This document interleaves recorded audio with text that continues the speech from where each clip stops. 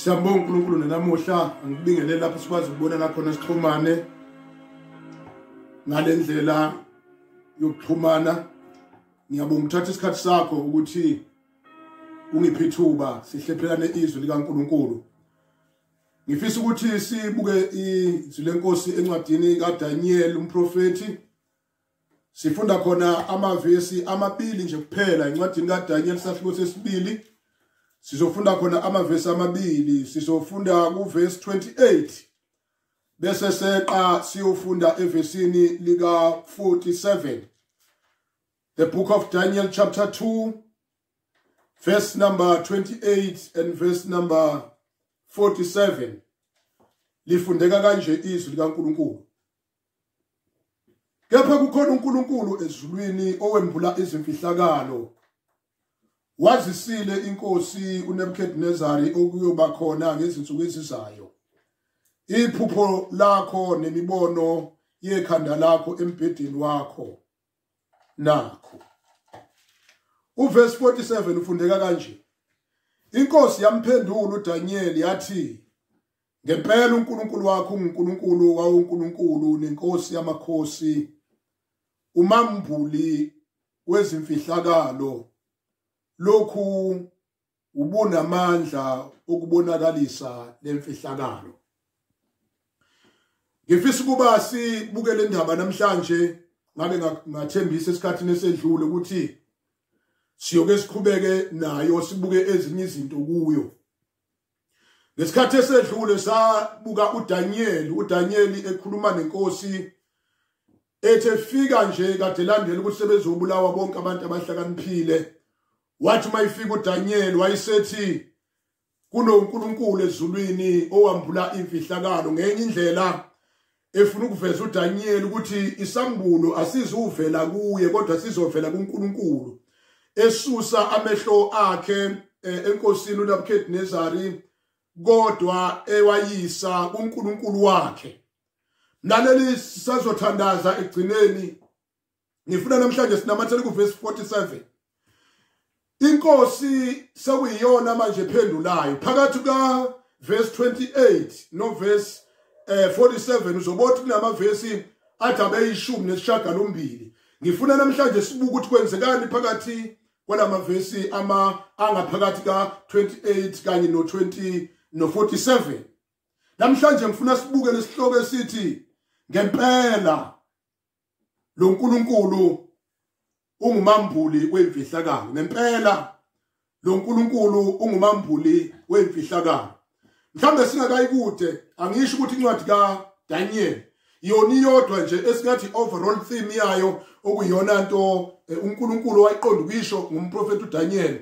Uveza ukuthi uDaniel uNkulunkulu wengamele kulo lonke uhlelo noma umlando wempilo. God's sovereignty over history. uNkulunkulu zonke izinto ezehlakalayo uNkulunkulu uyazazi. And la incwadi kaDaniel kwambula uNkulunkulu ukuthi uNkulunkulu wadala isikhathi kodwa uNkulunkulu akabuswa isikhathi.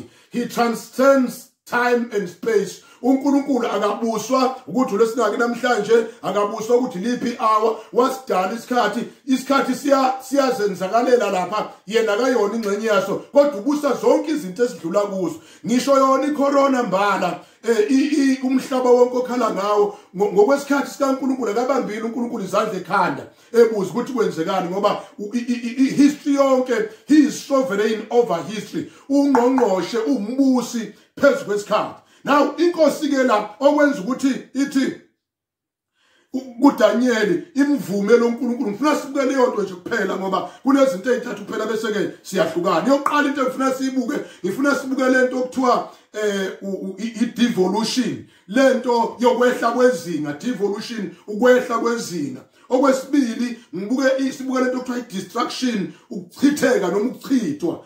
Devolution, destruction, and ekugcineni sizobuka divine kingship, ubukhosi basezulwini. Sibuka okokuqala ukwehla kwezinga, okwesibili sibuka ukuchithwa, okwesibili sibuka ubukhosi basezulwini. Now iBhayibheli ke liveza ukuthi uDaniel wafike walambula iphupho lalinjani iphupho leli elaliphushwe lenkosi. lenkosi yayibone into esithuse esimileyo esikhanda laso siyigolide esisifuba saso siyisiliva esisu saso siyithusi bese kuyothi egcineni kuyogcina sekuyi insimbi ehlangene nebumba igolide isiliva ithusi insimbi egcina sihlangene nebumba mlaleli mhlambe ngibukela ngizukuya mhlambe endabeni oyicabangayo kodwa khona ngifuna isondeze eduze nawe le ndaba namhlanje ngokomlando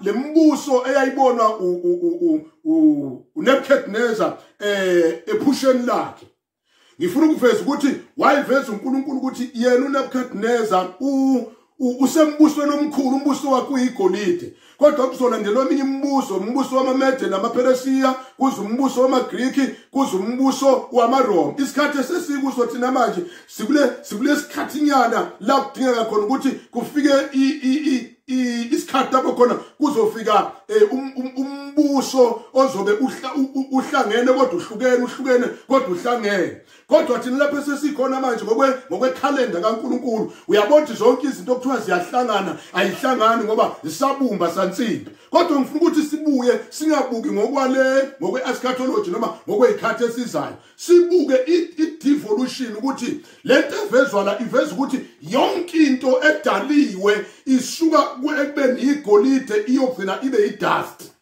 ngenye indlela i-devolution ithi ivumelana nencwadi yabaseKorinte lesibili isahluko 4 uverse 18 lithi iBhayibheli konke okubonwayo kungokwesikhashana kodwa okungabonwayo kokaphakade lento eveza la ivumelana nento esho uNkulunkulu ukuthi yonke into oyibonayo ingeyesikhashana kodwa engabonwayo eyaphakade ake singayi kude ake sikhulume ngawe nje uqobo lwakho uma uzobheka ukuthi eminyakeni ezihlanu edlule buka manje uzosibona ukuthi awusafani nangaleso sikhathi uma ubuka usuyabona ukuthi izinto ezazikade zimi ngenye indlela manje emzimbeni mhlawumbe uzohlehlela eminyakeni eyi-10 eyedlule uzobona ukuthi mhlawumbe wawuney'nwele seyishintshile manje zimhlophe ezinye zazo ezinye ayisekho seyivele zahamba nje kusho ukuthi umuntu usuka from ekubeni igolide abe idust yonke into ekhona emhlabeni idominion yayo into yonke esemhlabeni it begins with gold and devalues into dust yonke into ekhona nje emhlabeni uma uyibuka iphelelwa isikhathi ngisho ungabuka umzimba wakho ukuthi wawusheshe kanjani ngaleso sikhathi kukhona abantu awuthi mawuhamba nengane yakho uthi sibanibani shesha wamba uyithethisa ngemuva uthi shesha uyangibambezela kodwa namhlanje iyona esigijima ishiya wena awusakwazi ukugijima okusho ukuthi yonke into ivalue yayo iyehla ishona phansi i-devolution ithi evolution inamanga ethi evolution umuntu uqala engelutho agcine ekhuphuka kancane abe intwanyana ethile abe imfene agcine ebe umuntu aqhubeke afike ezingeni eliphezulu kodwa iBhayibheli liveza ukuthi umuntu usuka engathi uyakhazimula kodwa ngokuya ephela ngisho wayobuka imfula yangakini khona indawo la seselusa thina okwagobhoza khona imfula yamanzi imfuyo iphuza kugobhoza iphethu akwenzeki manje lokho mawuthi yabuza bazokutshela ukuthi emkhathini kune-devolution ngoba izinto zakhona isafani naqala into eyenzeka phezulu yenzeka phansi yonke into isho ukuthi usukela ebungconweni uyigolide kodwa ugcina uyidust ake ngikhulume kanje uma impilo yakho kungekho la uthembele khona ukuthi ngesikhathi iphela lempilo yakho ithemba lakho liyoba yini ngifuna ukusho ukuthi lesithusi esabonwa yile nkosi sisho ukuthi yonke into enhle iya ngokuya ishabalala kodwa khona into enhle eshiwe encwadini yabaseKorinte lesibili isahluko 4 verse 16 uthi verse 16 nokuba umuntu angaphandle bhubha noma ngaguga noma ngagula noma ngashintsha izinto nakuba umuntu wethu angaphandle bhubha uthi kodwa sidangala ngoba ongaphakathi wethu wenziwa mimusha imihla ngemihla nanso ivalue ukubaluleka kokuba umntwana kaNkulunkulu uthi uguga ngaphandle zithi ezinye izinto uyibona lahli i-wheel alignment ogogo baphethwa amadolo abantu baphethwe izifo eziningi ngisho ngathiwa unomkhuhlane icorona udla ngaphandle khona into ongakwazi ukuyidla ngaphakathi ngoba lento ngaphandle vele ivele isuke ekubeni igolide iye ekubeni ibumba kodwa umuntu wethu wangaphakathi praise God lithi iBhayibheli wenziwa musha imihla ngemihla what am I speaking about mangikhuluma ngomuntu wangaphakathi ngikhuluma ngani ngikhuluma ngespirit ngikhuluma ngomoya ngoba umuntu umoya uhlala emzimbeni unomphefumulo umuntu umoya uhlala emzimbeni unomphefumulo so lengxenye le okuthiwa yenziwa intsha imihla ngemihla ile ngxenye kwa exhumene noNkulunkulu ubuhle bokuba umntwana kaNkulunkulu ubuhle bokwazana noJesu ubuhle bokuthethelelwa izono bula ethanini kuthi kuvuthuka ngaphandle kodwa kube kuvuka ngaphakathi ubona ugogo omdala ongasakwazi ukuhamba umuzi wethu mayihlabelela umuzi ukuthi ehlabelela ngethemba ethi ayibani iminyaka ubusuka bukho esho umzimba uvuthuka why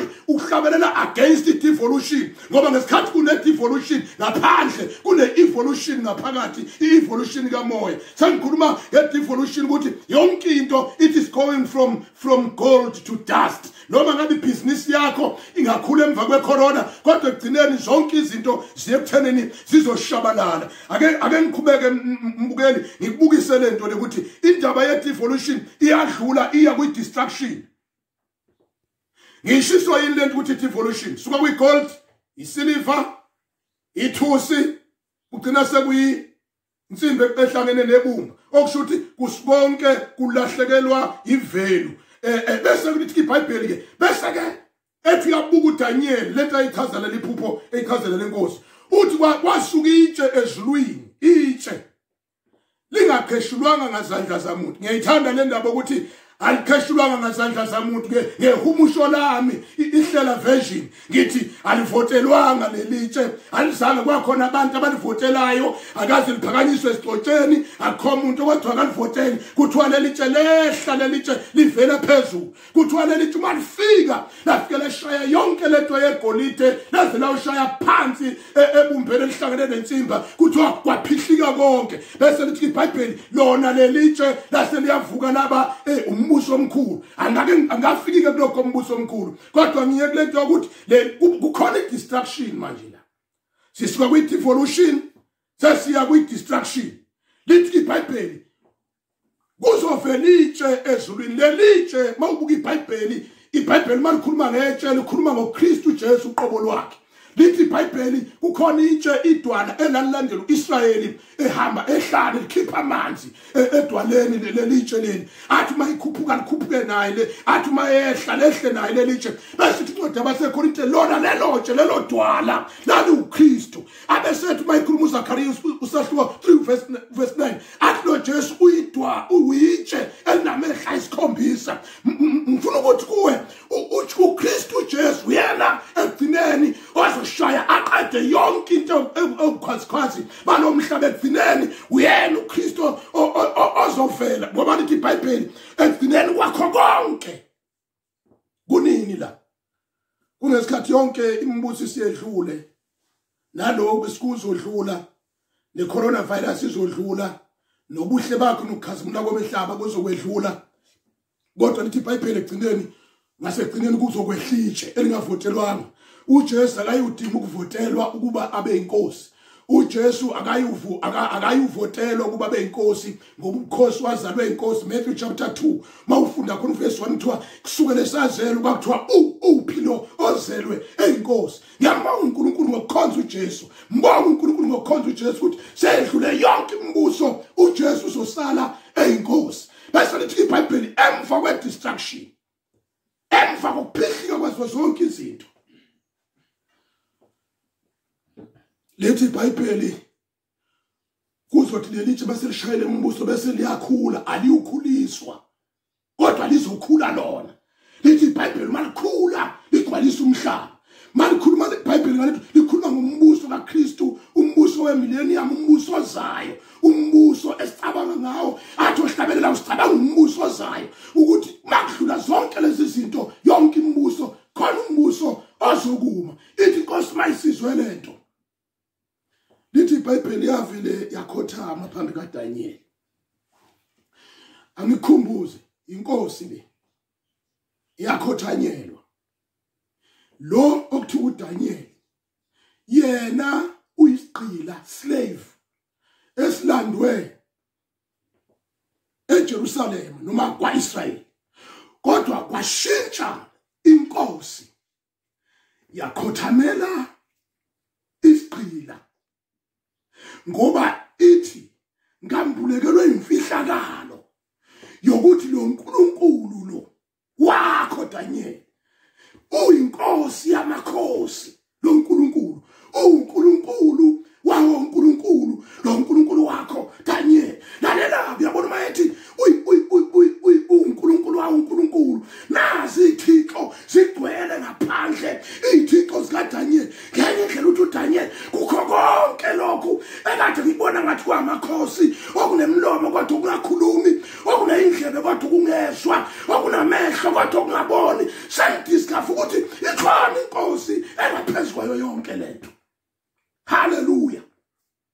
Uthi uDaniel ngiyathoba lalela ke kwaphakama isigqila kwehla inkosi ngoba yambuleke lokuthi ubani uJesu. Hallelujah. Kukhona ivideo seniyanga sigcineni eyaluza kulezi insuku omunye wabaholi abahloniphekileyo bebandla esilihloniphayo leNazareth Baptist Church ubuza umbuzo uthi ubani uNkulunkulu kaShembe abeseshwayena athi kunombuzo lapho ngithanda mayisayiphendula athi uNkulunkulu kaShembe inkosi uJesu yini esingathi siyayifuna ezweni uma abantu abalandelwa amamiliyoni izigidigidi zabantu bethi uJesu inkosi yabo okusho ukuthi ngenye indlela badlulisa abantu kubo bathi abantu nansi inkosi efanele ukukhothanyelwa divine kingship. Iphuzu lami lokugcina ukuthi uJesu uyinkosi bonke abantu nabakhulu bayamvuma ukuthi uJesu uyinkosi. Isigqila sakhothanyelwa inkosi. Why inkosi ikhothama? Ithi angikhothameli wena kodwa ngikhothamela uNkulunkulu okuwe. Uyabona noma abantu namhlanje bengayihleka lento yakho bethi umsangano iumbhedo kodwa khonke ngifuna ukuyisho ukuthi ekugcineni onke amadolo azoguqa athi uJesu inkosi necorona virus izoguqa ekugcineni ithi uJesu inkosi naso sonke izinto ezikhonzwa abantu zizoguqa ekugcineni zithi uJesu inkosi naso sonke izinto ezisenza amakhosi empilweni yakho nezifo na yonke imoya yamadimoni eyaluza ekhaya lakho izoguqa ithi uJesu uyinkosi. Ngisakhuluma nje manje khona abantu abagulayo akade bengifonela evikini bethu bayagula ngicela ukukhuluma nesifo esempilweni yakho ngithi njengamanje siyaguqa njengoNebukadnezar sithi uJesu uyinkosi. Sisuka kwi-devolution sesa kwi-destruction sasigcina nge-divine kingship. Ekugcineni kwakho konke sekwedlule ubuhlungu nenyembezi odlula kubo uzophakama ubukhosi bukaJesu bengamele yonke into sisazothandaza. Ngifuna ukuthi kuwe ekugcineni kwakho konke uJesu uzophakama abe inkosi, abe inkosi engamela konke. Waguqa uNebukadnezar wathi wena Jesu uyinkosi. Waguqa umholi ohloniphekayo wamaNazaretha ubaba wethu esimhloniphayo wathumela umyalezo ezweni lonke wathi ngifuna nazi ukuthi uNkulunkulu kaShembe inkosi uJesu Kristu. Kuthi angithi kukhona la sesibheke khona mawubona abaholi bephumela obala abahlonishwayo abaholi abanomlando abaholi igidigidi zabantu bathi ngifuna nazi lingakakhali icilongo ukuthi uJesu inkosi. Sisuka kude ukuthi zonke izinto ezizophela ziphelelwa isikhathi. Devolution. Number 2, zonke izinto zizochithwa. Ekugcineni uzophakama iwula uzophakama uJesu zonke izizwe zizombona. Athi uSamuel 1:7 athi uyeza ngamafu athi nabangikwasayo athi bayombona sasingasekugcineni silindele uhlu ngempela ngempela ngempela ngempela lo nkulunkulu uma mkhulu wemfihlakalo uyinkosi yamakhosi ake sithandaze babongcwele egameni likaJesu nangibukeli uza kuwe namhlanje uzothi bayinkosi empilweni yakhe yenze njalo Nkosi uJesu lithi iBhayibheli bonke abeza kuwe awusoze ubalahlela ngaphandle nangumlaleli impilo yakhe yavuthuka abanye bayagula ngegama likaJesu wena kugula ngiyamelana nawe phamisa uJesu phezu kwezimo ayisemakhaya phezu kwezimo ayisengqondweni phezu kwezimo ayisemzimbeni phezu kwezimo ayikhathaza umoya phakama Jesu ube inkosi. Hallelujah. Thank you for listening and thank you for watching. God bless you.